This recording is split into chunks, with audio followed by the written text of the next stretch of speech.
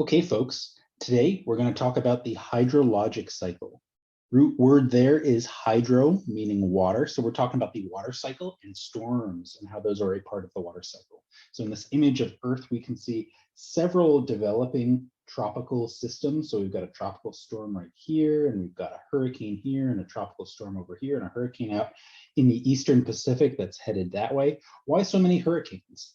Why only at one specific season during the year do we have those hurricanes? Why are there so many more clouds above this latitude than below? And why is there a relative lack of clouds sort of in this area here?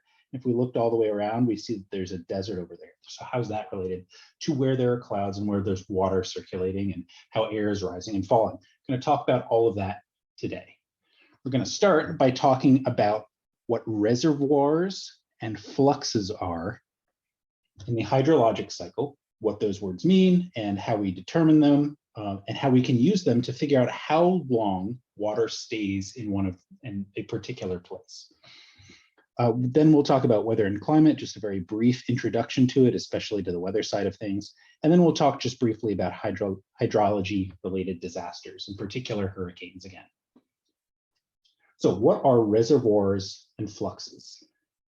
These are terms that describe big picture where water is on Earth's surface. And so we can talk about reservoirs that contain water, and we can talk about fluxes that move water in between reservoirs. Reservoirs, and put another way, places where water is stored. One type of reservoir could be oceans, or lakes and rivers, or the atmosphere, or ice. So these are all places that for some amount of time, water is stored. And then the fluxes are processes that move water in between those reservoirs, things like precipitation, which would take water from the atmosphere and maybe add it to lakes and rivers, or maybe directly to the ocean, or evaporation, which do the reverse. And there are various other fluxes and reservoirs that we can talk about. We are going to limit it to just a few today, and we're going to look at something called a box model that combines all of them, and we can use to understand big picture things about the water cycle. First, let's talk about where on Earth water is stored. So these are reservoirs, right? Because we're talking about where water is stored. Most of it on Earth's surface, almost 96% of it, is salt water locked into oceans and seas. So we can use different units. We can just talk about the proportion of the total, or we can talk about the number of cubic kilometers. So if you imagine a cube that's 1 kilometer on every side, that's what that's referring to.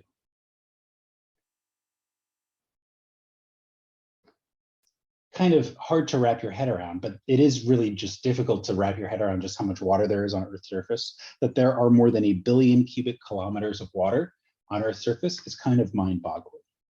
Anyway, 96% of the water roughly is salt water, and then that leaves 4% to be fresh water.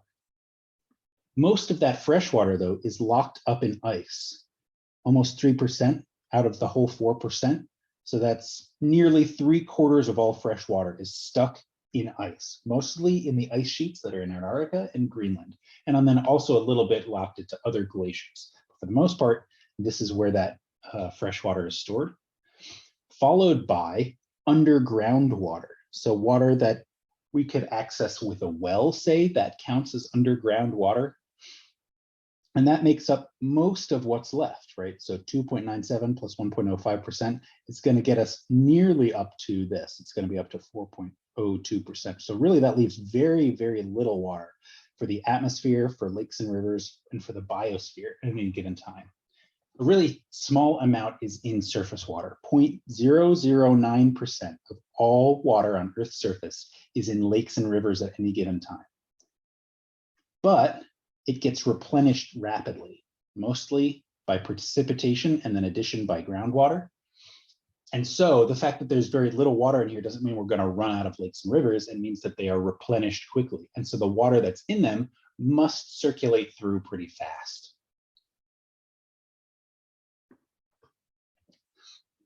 So here we are changing our view. Before we were looking at reservoirs, the amount in each place. Here we're starting to look at fluxes, the amount moving in between each of those reservoirs. And so here, these are in thousands of cubic kilometers every year. And what this means, for example, is that evaporation coming from the ocean, because that's where this arrow is drawn, is equal to 434,000 cubic kilometers every year. That's how much water evaporates every year from the oceans. And then some of that rains out as precipitation over the ocean. Then we also have evaporation from the land surface and from lakes and rivers, and then precipitation on the land surface.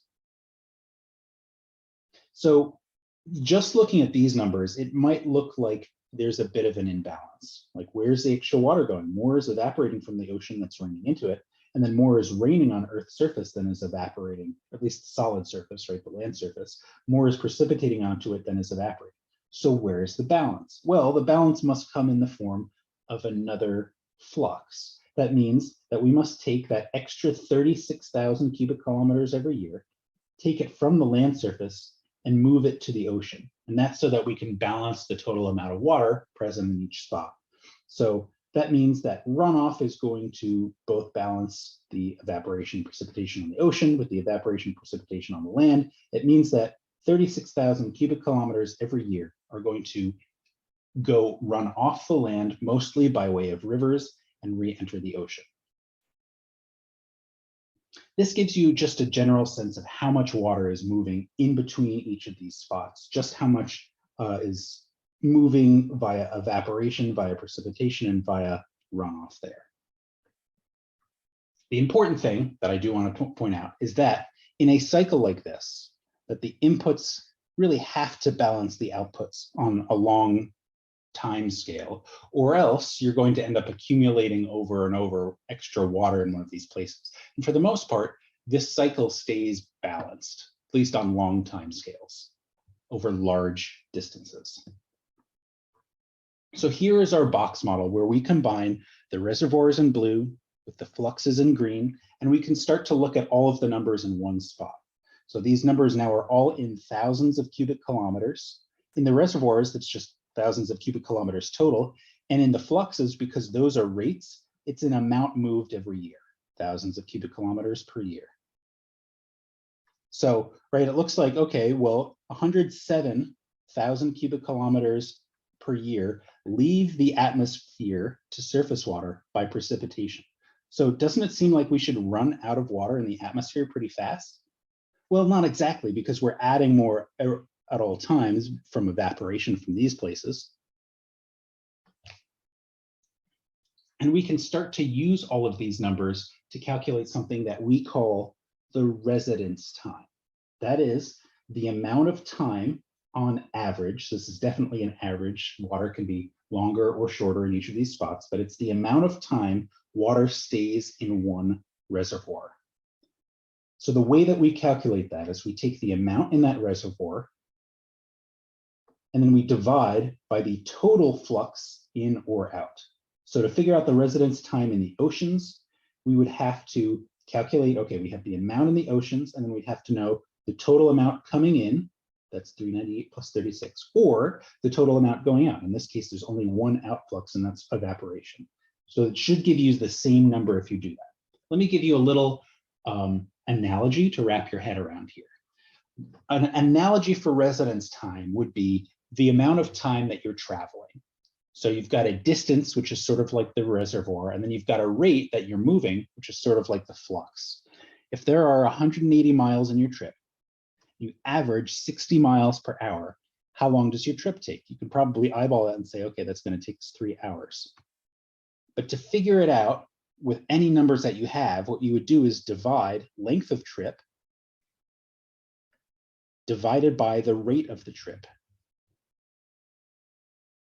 And if we do that division, it gives us the 3 hours that we expected to get from that calculation. You're going to do the same thing with the residence time, where you're going to take amount divided by flux or rate.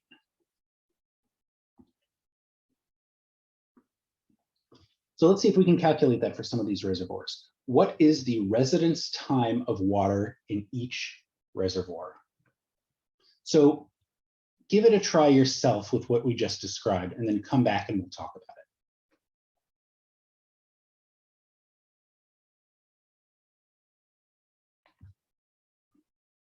Let's look at surface water first. So if I do my calculation with surface water, I'm going to start with my 117. And then we can keep the units, if we want to keep the units with it, then we would have to say 117, that's in 1,000 cubic kilometers.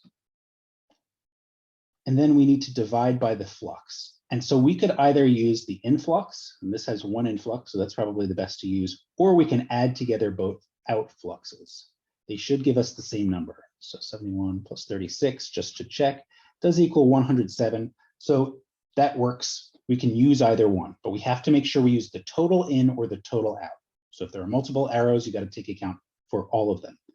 So we'll take our 107, and that's in, what are the units there? It's thousands of cubic kilometers per year. And this helps us keep track of what the units are going to be when we do this division. Cubic kilometers will cancel out, and then the years will end up on top. So this is going to be a time in years. So if you do 117 divided by 107, you should get a number of about 1.09. What are the units? Years. So on average, in surface water, that water will stick around on the surface for a little over a year. That takes into account the fact that some water is going to fall right at the end of the Mississippi River, and it's going to enter the river directly and end up right back in the ocean right away. So some of it might only be there for a few days or even hours. And then some water might land somewhere very far upstream and take a really long time to percolate downward through the soil and out into the river and take years to reach it. So if you average all that together, you get that water and surface water sticks around for about 1.09 years on average, a little more than a year. What about oceans? So this is tricky a little bit because it's got the scientific notation in there. So if we write it out, we're going to write 1, and then we're going to write 4, and then we're going to put some zeros on there. Say 1, 2, 3, 4, 5, 6. And then we remember that this is in thousands of cubic kilometers per year, so add another 3 zeros on there. Excuse me, this is just in cubic kilometers because it's a reservoir. And then we've got to figure out, okay, what is the flux? So we could either use one flux out as 434 or 2 fluxes in added together. Do give us the same number, so that's good. So we divide by 434,000 cubic kilometers per year. So making sure that we are careful to keep the right number of zeros in there, I get, remembering that we should have only so many significant figures in here, an answer of about 3,200 years. So that means that on average, water that is in the ocean is going to stick around for 3,000 years before it evaporates. That's crazy. And that takes into account, remember, the average of water that sits right on the surface, it enters via a river, and then it evaporates quickly. So some of that might only stick around for hours, days, weeks, months. And then some of it enters the deep ocean and sticks around there for tens or hundreds of thousands of years because it takes so long for the deep ocean water to circulate back up to the surface. Take all that into account and you get an average of about 3,200 years for water in the oceans. Last one is the atmosphere. How long does water stick around in the atmosphere? So it's 15,000 cubic kilometers, should be used to that by now. And then this one's tricky because both the influxes and the outfluxes have 2. So if we look at the influxes, it's these here, we get 434 plus 71 equals 505. We should get the same thing if we look at the outfluxes. 398 plus 107 does indeed equal 505. So we could use either number, they're the same, right? So we divide by 505,000 cubic kilometers per year. And we get a value of 0.03 years. Let's multiply that by 365 to figure out how many days it is, to put it in a number we're more familiar with. So that's going to equal about 11 days. On average, any water that enters the atmosphere is going to rain out in less than 2 weeks. The fluxes are moving so quickly that water that evaporates only stays there on average for a pretty short time. So this is the power of understanding what reservoirs and fluxes mean, that you can start to figure out how long water sticks around in any one of those reservoirs by using both the reservoir size and the flux rate.